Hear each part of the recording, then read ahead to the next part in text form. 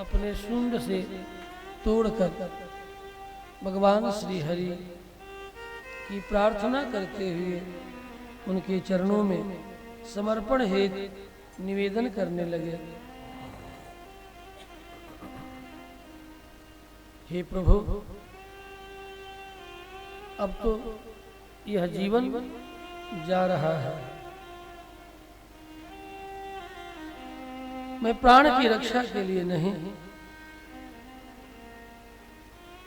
आपको प्राप्त करने के लिए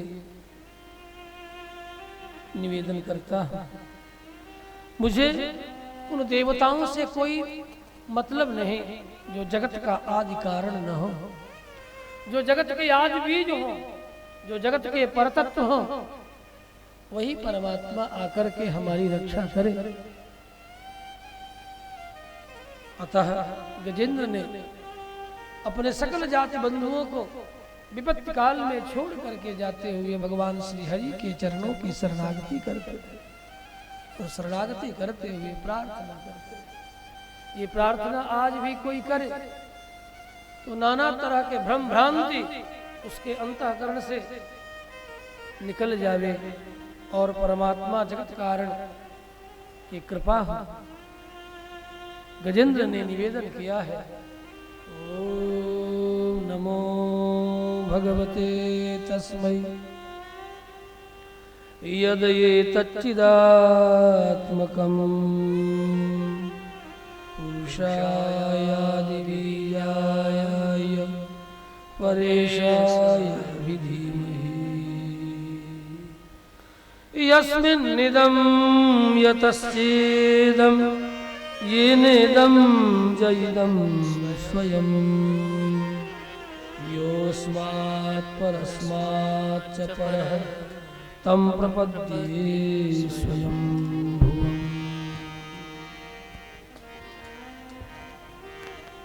हे भगवान, जिससे सारा जगत आता है, जिसमें सारा जगत पुनः विलीन हो जाता है, जो संपूर्ण जगत बना हुआ है स्वयं ही, जिससे परे कुछ और नहीं, जिससे अपर भी कुछ और नहीं, ऐसे परेश परमात्मा जगत के आदि बीज के चरणों की मैं शरणागति करता हूं। वही हमारी रक्षा करे, वही आकर के मुझे बचावे। इतने में भगवान श्री हरि दौड़ पड़े। गरुड़ ने देखा अचानक भगवान किधर जा रहे हैं। नित्य लोक में भगवती महालक्ष्मी अभी सेवार्थ भोग निवेदन कर रही थी। इतने में न गरुड़ को लेते, न शंख को लेते, न चक्र को लेते, सबको छोड़कर भगवान श्री हरि दौड़ पड़े हैं। इतनी तीव्रता से दौड़े हैं कि गरुड़ पीछे भागते हैं, शंख और चक्र भी पीछे से भाग रहे हैं। भागते हुए भगवान के पीछे से आकर के हाथों में चले आते हैं। चक्र के आते ही झट ग्राह के ऊपर भगवान ने चक्र छोड़ा है। चक्र छोड़ते ही ग्राह का पहले उद्धार हो गया। देवताओं ने पुष्प की वृष्टि की, बुलाया तो था गजेंद्र ने, और उद्धार पहले हुआ। मुस्कुरा भी रहे हैं देवता। ठीक है, हम आए थे इसे बचाने के लिए, लेकिन हमने बचाया नहीं, इसलिए नहीं बचाया कि हमें ये पुकार ही नहीं रहा था, लेकिन जिसे पुकार रहा था उसकी गजब की रीति देखो। जिसने पुकारा उसे नहीं उद्धारा। तो उद्धार किसका किया? पहले गजेंद्र से पहले ग्राह का उद्धार किया। धन्य हो प्रभु, आपकी रीति नीति समझ में नहीं आती। भगवान भी मुस्कुराए, देवताओं की ओर देख करके कहने लगे, मानो कि देखो हमारे भक्तों के चरण को जो जन पकड़ते हैं, मैं पहले उनका उद्धार करता हूँ। भक्तों का उद्धार भला क्या करना, भक्त तो पहले से उद्धरित हैं, उनका उद्धार तो हो चुका, उनकी भक्ति के कारण उनका उद्धार हो चुका है। मैं तो उनका उद्धार करता हूं जो हमारे भक्तों के भक्तों के भक्तों के भक्तों के चरमावधि भक्तों के चरण को पकड़ करके अपने उद्धार की कामना करते हैं। ये नालायक हुहू नामक गंधर्व देवल के शाप से ग्राह बना था।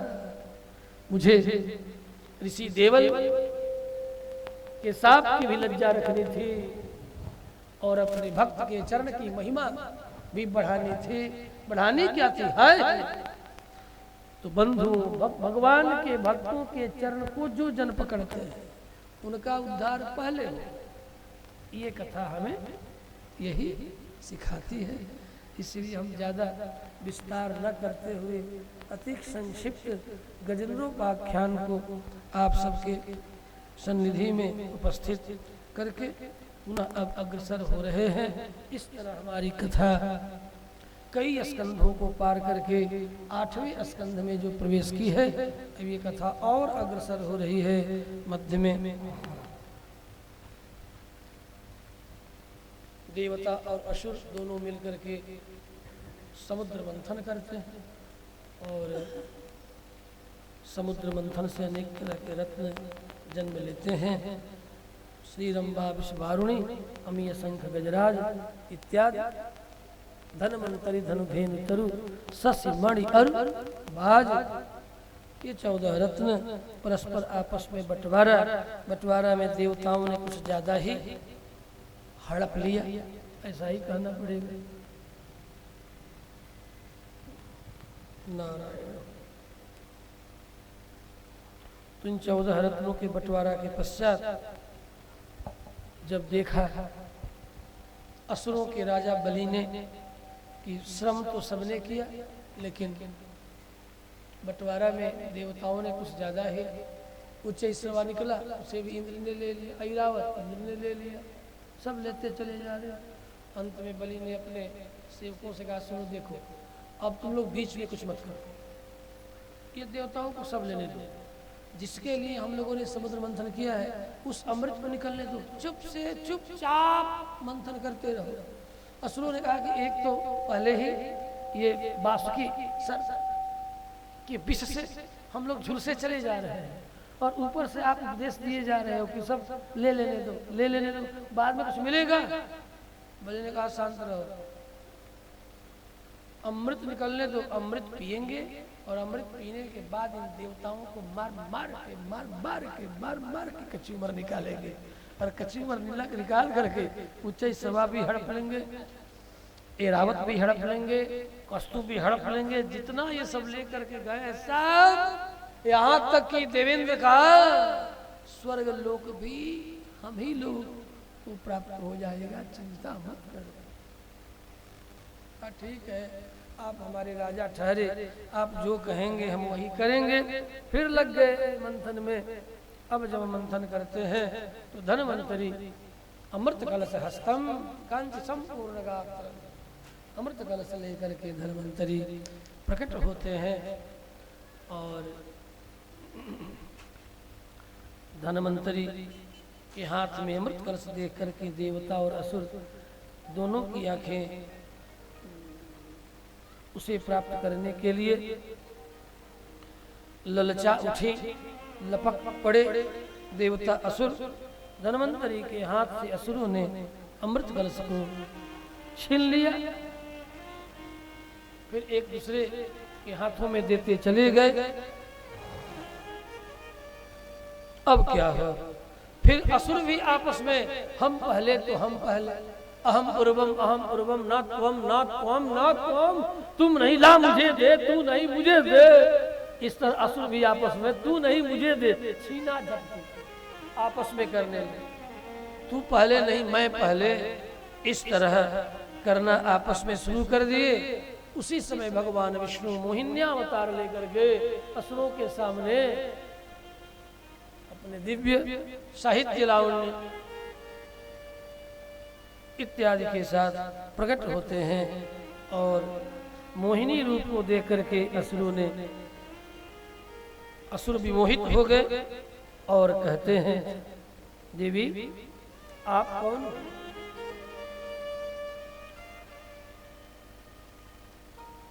मोहिनी ने कहा, देखते नहीं, आंख के अंधे हो क्या? मैं कौन हूं? अंधे तो नहीं हो ना?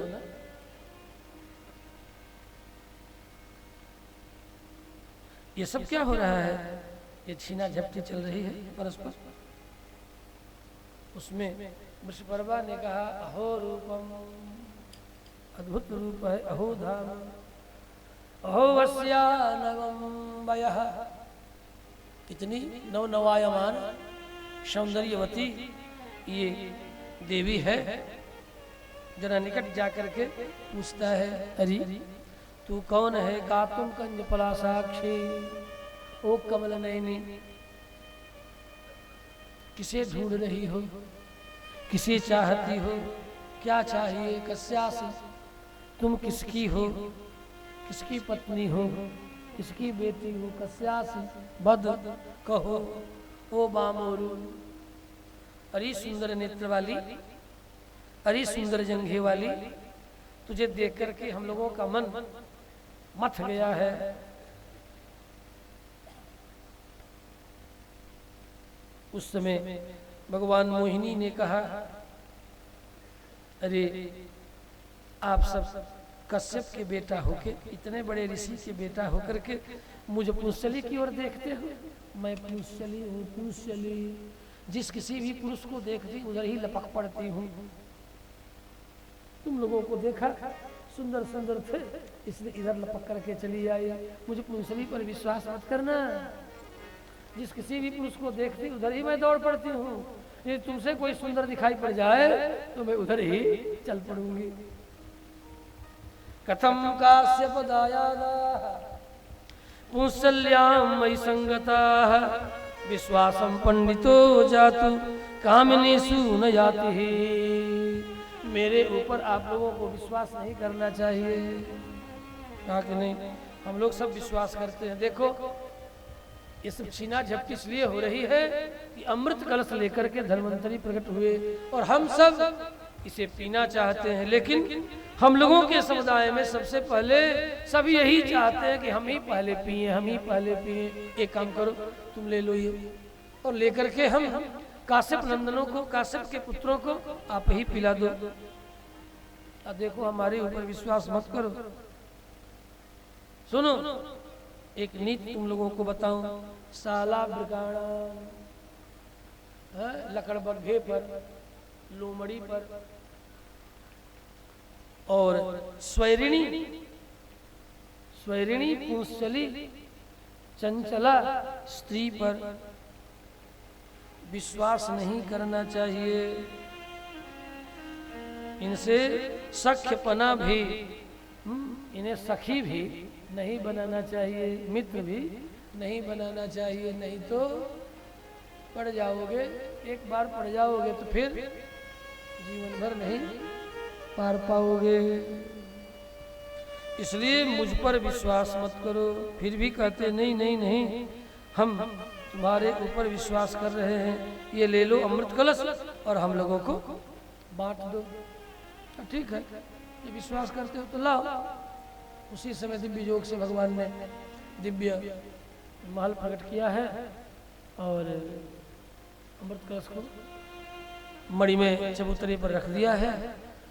देवता और असुर दोनों को पंक्तिबद्ध करके बिठा दिया है।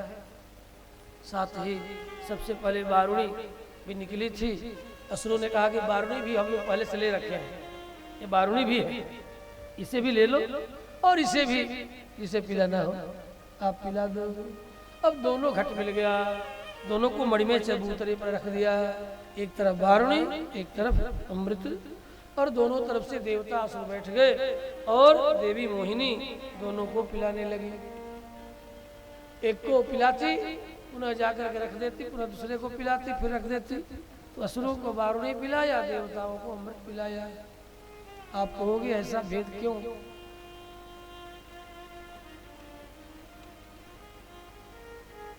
देखो, तमोगुणी प्रकृति के लोगों का बल यदि बढ़ जाए तो प्रकृति में बड़ा उपद्रव हो जाए।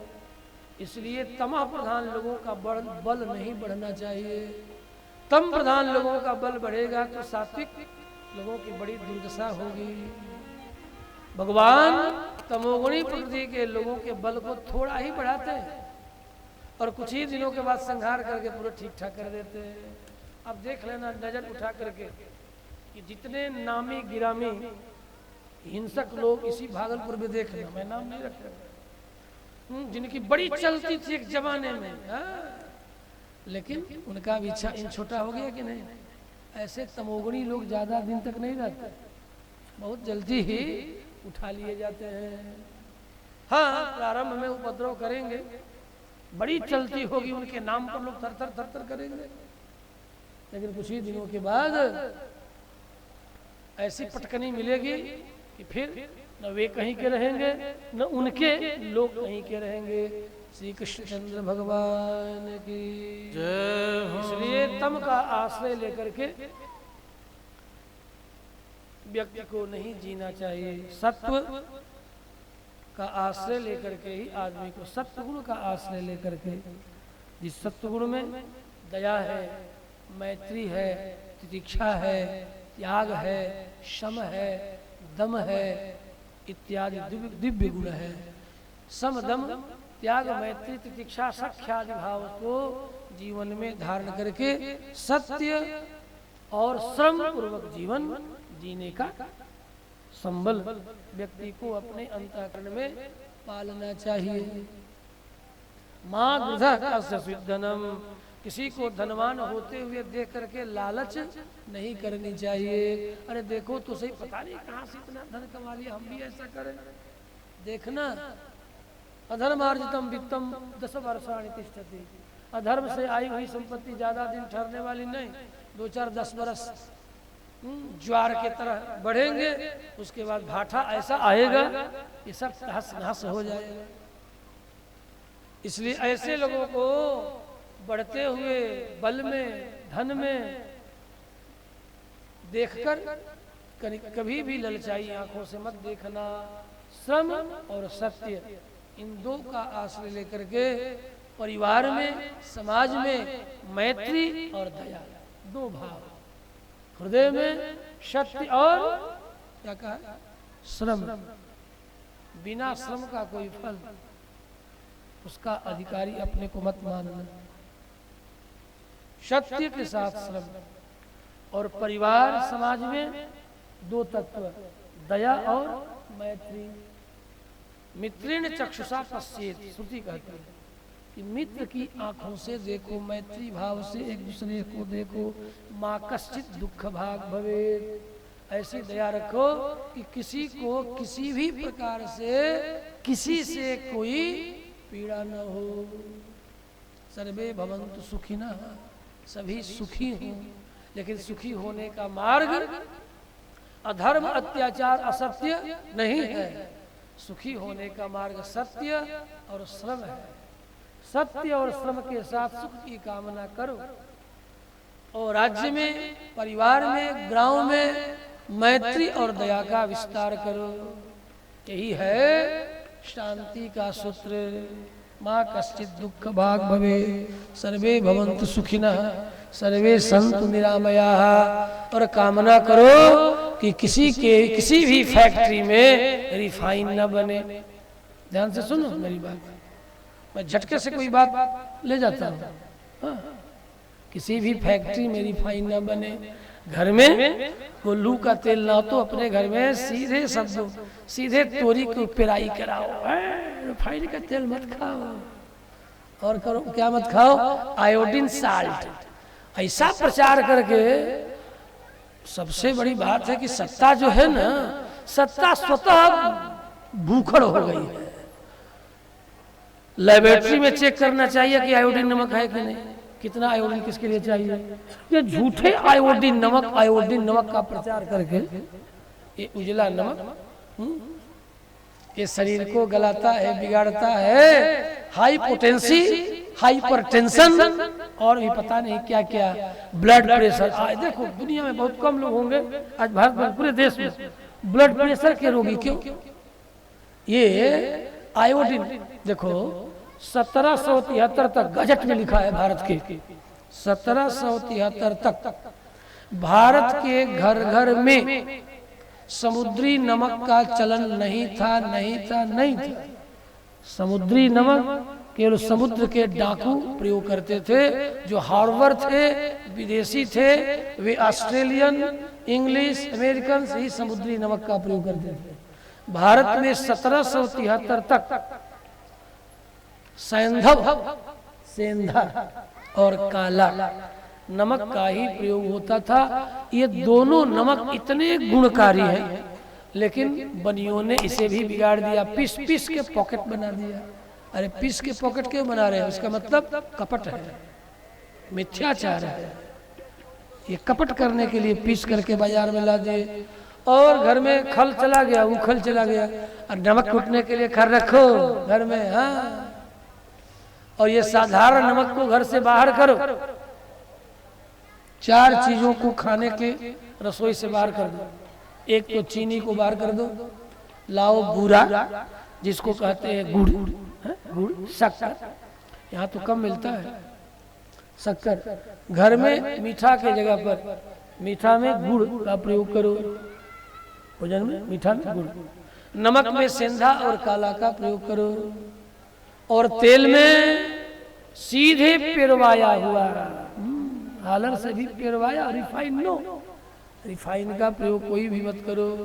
और बाजार का घी तो छुओ मत, क्योंकि वो घी नहीं है। तुम्हारी गायें जो कट रही है, उसी के चर्बी को एसेंस डाल करके पैक करके, किसी का कोई प्रतिबंध नहीं है। चेक किया जाएगा तो सारे घी ये चर्बी निकलेंगे। लेकिन बोलेगी सत्ता, इतना घूस लेकर के, ये इतना लाखों। अब एक मुखिया का चुनाव अभी आ रहा है, मैंने सुना है, पूरे बिहार में घूम रहा हूँ। मैंने पूछा कि मुखिया जी ये बताओ कि चुनाव में कितना खर्च करोगे? दुखी मत हो ना यदि कोई यहाँ मुखिया बैठा हो तो। कहा वर्तमान में मुखिया के चुनाव में 50 लाख। हम लोगों ने 2005 में एमएलए से मैंने पूछा था कि बताओ आपने चुनाव में कितना खर्च किया। 2005 की बात बता रहा हूँ। एमएलए 2005 में 25 लाख में लोग एमएलए हो जाते थे, सो आज 50 लाख में मुखिया बन रहे हैं। क्यों 50 लाख खर्च करेंगे?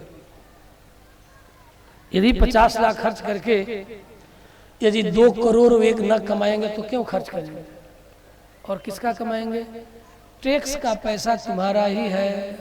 देखो सत्य बात सुनो, आज संसद में हो, राज्यसभा में हो, विधानसभा में हो, लेकिन तुम क्या कर रहे हो? जनता के टैक्स का पैसा सरकार के पास, और वही हमारा ही धन पुनः आता है तमाम योजनाओं के विकास के लिए। और कुछ एक लोग ही अपना पेट भर लेते हैं, जनता पुनः वैसी ही भूखी की भूखी। तो सबका साथ तो ठीक है, ओनली फॉर टैक्स लेना है यदि सरकार को, तो सबका साथ। देखो मैं मेरी व्याख्या जरा सुनो ठीक से, तब तुम लोग सोच में आएंगे। हाँ, सबका साथ किस लिए चाहिए? ओनली फॉर टैक्स सबको देना। जीपी, हाँ क्या बोलते हैं आजकल का नया वाला जीएसटी। ये आंदोलन क्यों हो रहा है? उसके बहुत से कारण है। ये जितने चोर हैं ना फैक्ट्री वाले, ये जीएसटी का वही विरोध कर रहे हैं। एक भी साधु विरोध नहीं कर रहा, बिल्कुल नहीं करते। मैं तो स्वतः टैक्स देता हूँ, आपको बताऊं, सन्यासियों का टैक्स। हाँ, यदि हमारे पास कुछ भी आता है तो उसका दशांश में जितना बनता है उतना मैं सरकार को दे देता हूँ, क्योंकि मेरे पास ट्रस्ट है, संस्थाएं हैं। उन संस्थाओं को चलाने के लिए भक्तों से भाई ऑनलाइन अमाउंट आता है, सरकार का जितना है उतना मैं दे देता हूँ, और जो शेष बचता है उसी के द्वारा अपने आश्रमों का विकास करता हूँ, अधिक नहीं। तो इस तरह सबका साथ चाहिए, ओनली फॉर टैक्स। विश्वास भी किस लिए चाहिए ये भी सुनेंगे कि हम सब पचा जाए अकेले ही, कोई मेरे ऊपर अविश्वास न करे, इसलिए सबका विश्वास चाहिए। जनता के द्वारा गाढ़ी कमाई से प्राप्त जो सरकार के तिजोरी में गया टैक्स, उसके लिए सबका साथ। कोई टैक्स की चोरी ना करे तो ठीक है, सब टैक्स की चोरी ना करे, लेकिन जनहित के कार्यों के लिए आवंटित जो धन है वह धन पुनः जनता को प्राप्त होना चाहिए। यही क्रम है राजनीति का, राजतंत्र को हो चाहे प्रजातंत्र को हो। प्रजा से प्राप्त जो टैक्स है पुनः प्रजा के कार्यों, सार्वजनिक कार्यों के विकास में लग जाए, 100% लग जाए, जितना मिले। लेकिन ऐसा नहीं हो रहा है। तो उसी के लिए विश्वास चाहिए कि मैं आपका जनप्रतिनिधि, जो कुछ भी हमें मिला मैंने जनता में खर्च कर दिया, आप मुझ पर विश्वास करो, आप मुझ पर विश्वास करो। हाँ, इसके लिए विश्वास चाहिए। और पुनः मुझे आप मतपत्र दे करके, वोट दे करके पुनः पहुंचा दो नीचे से, मैंने एक वार्ड मेंबर से लेकर के प्राइम तक बना दो। विश्वास करो, पहुंचा दो मुझे। श्री बालकृष्ण भगवान की जय।